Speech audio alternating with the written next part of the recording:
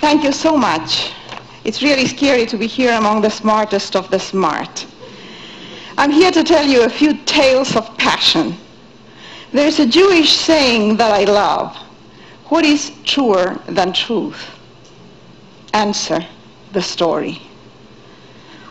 I'm a storyteller. I want to convey something that is truer than truth about our common humanity. All stories interest me, and some haunt me until I end up writing them.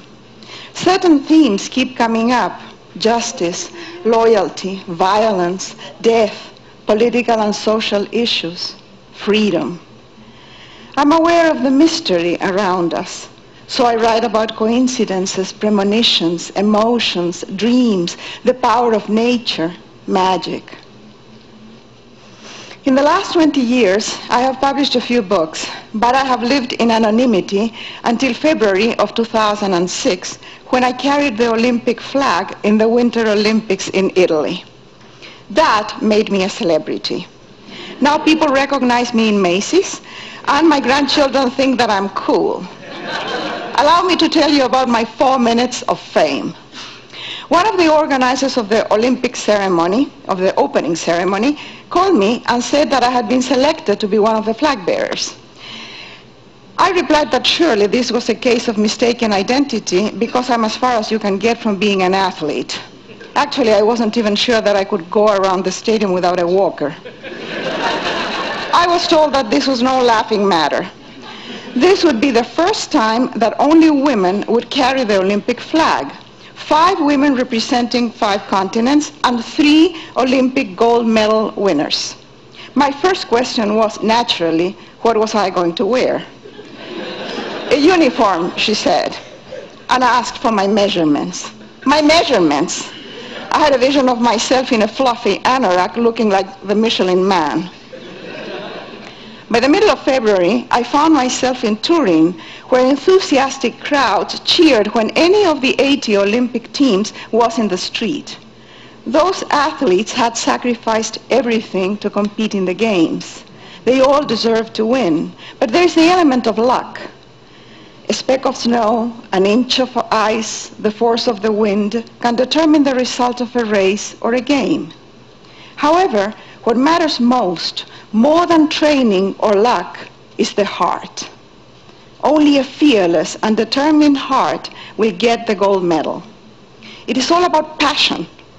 The streets of Turin were covered with red posters announcing the slogan of the Olympics: "Passion lives here." Isn't it always true? Heart is what drives us and determines our fate. That is what I need for my characters in my books: a passionate heart. I need mavericks, dissidents, adventurers, outsiders, and rebels who ask questions, bend the rules, and take risks. People like all of you in this room. Nice people with common sense do not make interesting characters. They only make good former spouses. In the green room of the stadium, I met the other flag bearers, 3 athletes, and the actresses Susan Sarandon and Sophia Loren. Also 2 women with passionate hearts, Wangari Maathai, the Nobel Prize winner from Kenya, who has planted 30 million trees, and by doing so she has changed the soil, the weather, and in some places in Africa, and of course the economic conditions in many villages. And Somali Mam, a Cambodian activist who fights passionately against child prostitution. When she was 14 years old, her grandfather sold her to a brothel. She told us of little girls raped by men who believe that having sex with a very young virgin will cure them from AIDS. And of brothels where children are forced to receive 15 clients per day, and if they rebel, they are tortured with electricity. In the green room, I received my uniform. It was not the kind of outfit that I normally wear, but it was far from the Michelin Man suit that I had anticipated. Not bad, really. I looked like a refrigerator. But so did most of the flag bearers, except Sophia Loren, the universal symbol of beauty and passion. Sofia is over 70, and she looks great. She's sexy, slim, and tall with a deep tan. Now, how can you have a deep tan and have no wrinkles? I don't know. When asked in a TV interview how could she look so good, she replied, posture. My back is always straight, and I don't make old people's noises. So there you have some free advice from one of the most beautiful women on earth. No grunting, no coughing, no wheezing, no talking to yourselves, no farting. Well, she didn't say that exactly. At some point around midnight, we were summoned to the wings of the stadium, and the loudspeakers announced the Olympic flag, and the music started. By the way, the same music that starts here, the Aida March. Sophia Loren was right in front of me. She's a foot taller than I am, not counting the poofy hair. She walked elegantly, like a giraffe on the African savannah, holding the flag on her shoulder. I jogged behind, on my tiptoes, holding the flag on my extended arm, so that my head was actually under the damn flag. All the cameras were, of course, on Sophia. That was fortunate for me, because in most press photos I appear too, although often between Sophia's legs. A place where most men would love to be. The best 4 minutes of my entire life were those in the Olympic Stadium.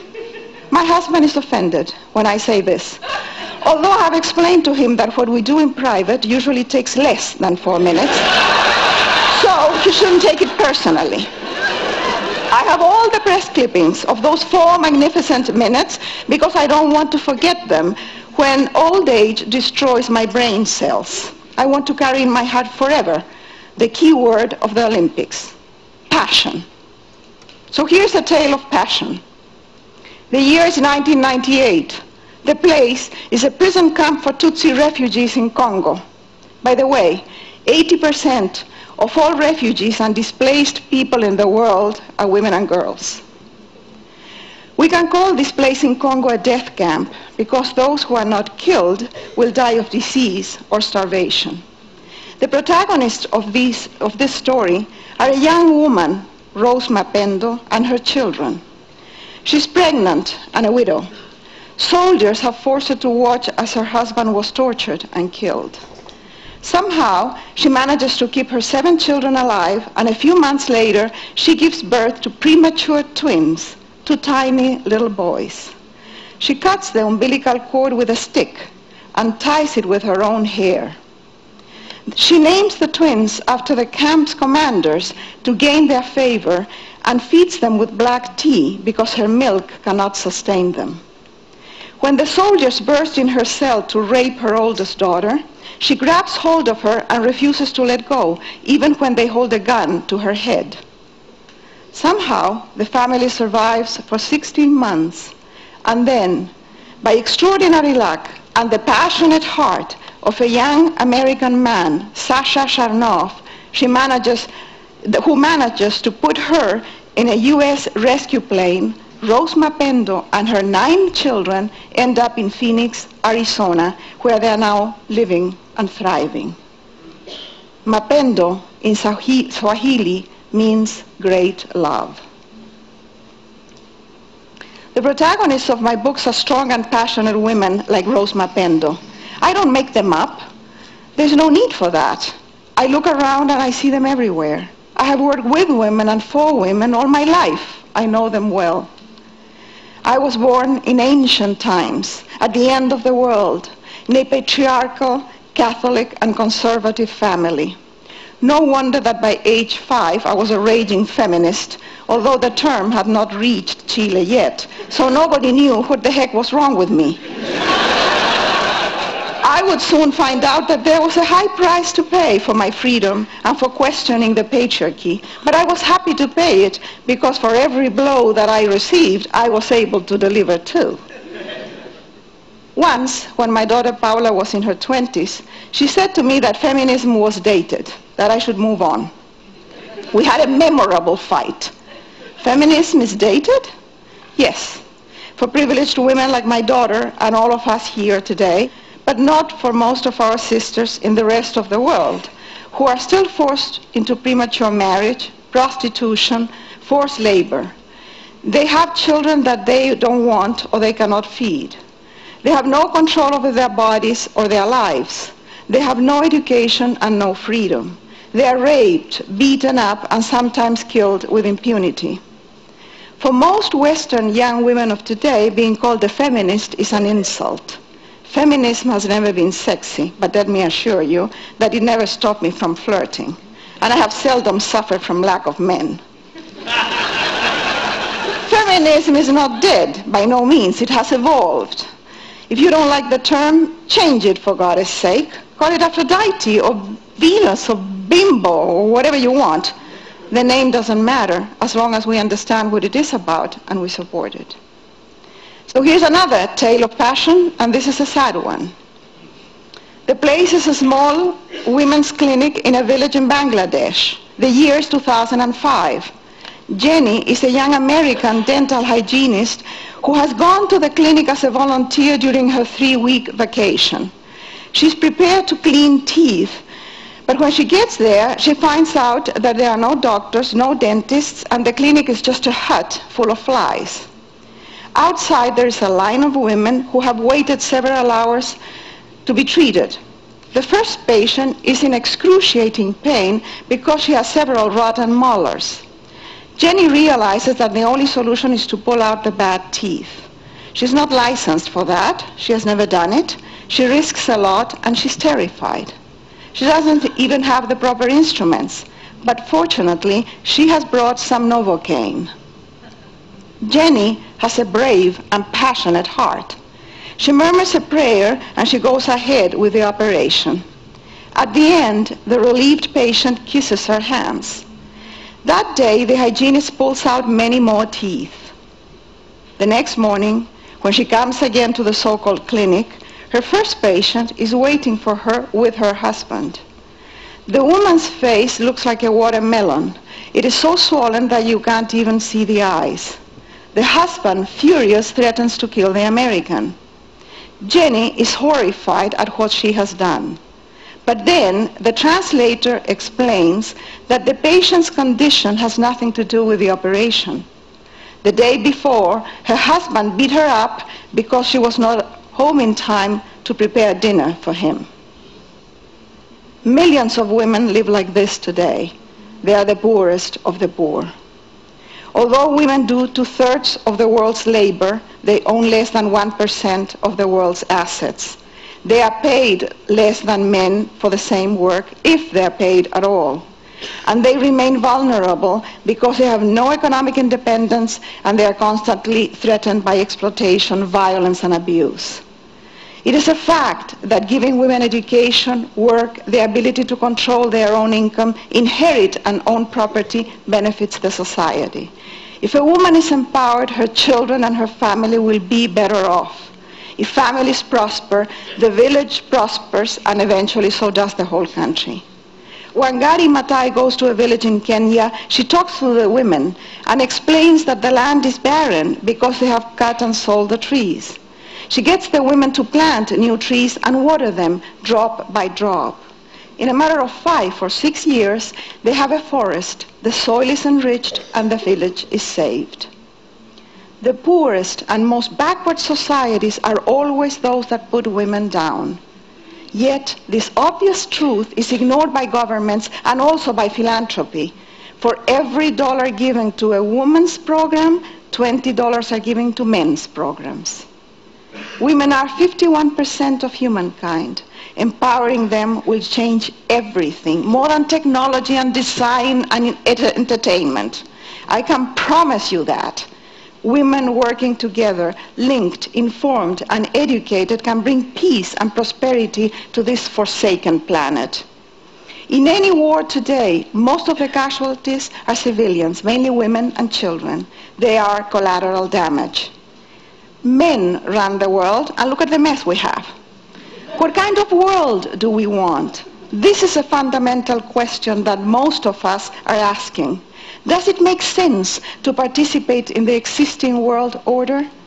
We want a world where life is preserved and the quality of life is enriched for everybody, not only for the privileged.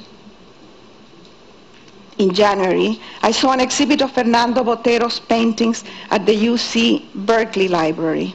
No museum or gallery in the United States, except for the New York gallery that carries Botero's work, has dared to show the paintings because the theme is the Abu Ghraib prison. They are huge paintings of torture and abuse of power in the voluminous Botero style. I have not been able to get those images out of my mind or my heart. What I fear most is power with impunity. I fear abuse of power and the power to abuse. In our species, the alpha males define reality and force the rest of the pack to accept that reality and follow the rules. The rules change all the time, but they always benefit them. And in this case, the trickle-down effect, which does not work in economics, works perfectly. Abuse trickles down from the top of the ladder to the bottom. Women and children, especially the poor, are at the bottom. Even the most destitute of men have someone they can abuse, a woman or a child. I'm fed up with the power that a few exert over the many through gender, income, race, and class. I think that the time is ripe to make fundamental changes in our civilization. But for real change, we need feminine energy in the management of the world. We need a critical number of women in positions of power, and we need to nurture the feminine energy in men. I'm talking about men with young minds, of course. Old guys are hopeless. We have to wait for them to die off. Yes, I would love to have Sophia Loren's long legs and legendary breasts. But given a choice, I would rather have the warrior hearts of Wangari Maathai, Somali Mam, Jenny, and Rose Mapendo. I want to make this world good.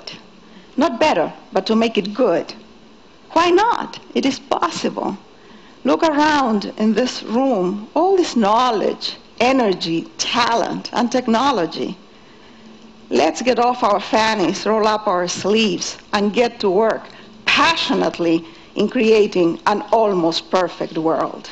Thank you. Thank you.